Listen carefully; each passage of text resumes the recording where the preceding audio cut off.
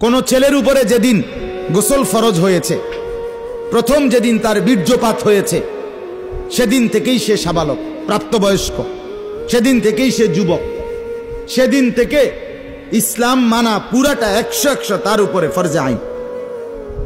ওই দিন থেকে তার 1 মিনিট 1 সেকেন্ড হিসাবের বাহিরে হবে না।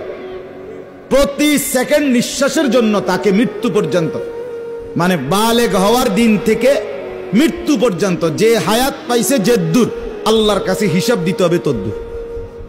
রাতের হিসাব, দিনের হিসাব, হাঁটলে, বসলে, উঠলে, খাইলে, ঘুমাইলে, এমনকি নিঃশ্বাসের হিসাবও খোদার কসম আল্লাহর কাছে দিতে হবে।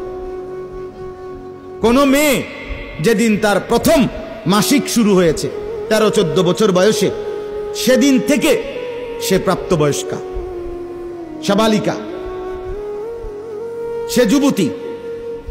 অতএব সেদিন থেকে মৃত্যু পর্যন্ত তার হায়াত যতদিন পাইছে, একদিনের ভালো মন্দ, জায়েজ না জায়েজ, হালাল হারাম, বৈধ অবৈধ, সবকিছুর হিসাব সে আল্লাহর কাছে দিতে হবে।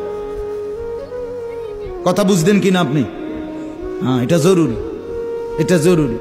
স্বামীর কারণে, শ্বশুরের কারণে, স্ত্রী, মহিলা বলেন আমার স্বামী বাধ্য করছে দেবরের সাথে দেখা করা, স্বামী বাধ্য করছে ভাসুরের লগে দেখা করতে।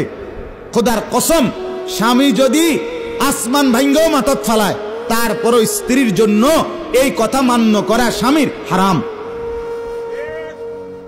আর স্বামী যদি এই হারাম কাজের জন্য বাধ্য করে স্ত্রীকে, এই স্বামী জালেম। এই স্বামী কি বলেন না কেন?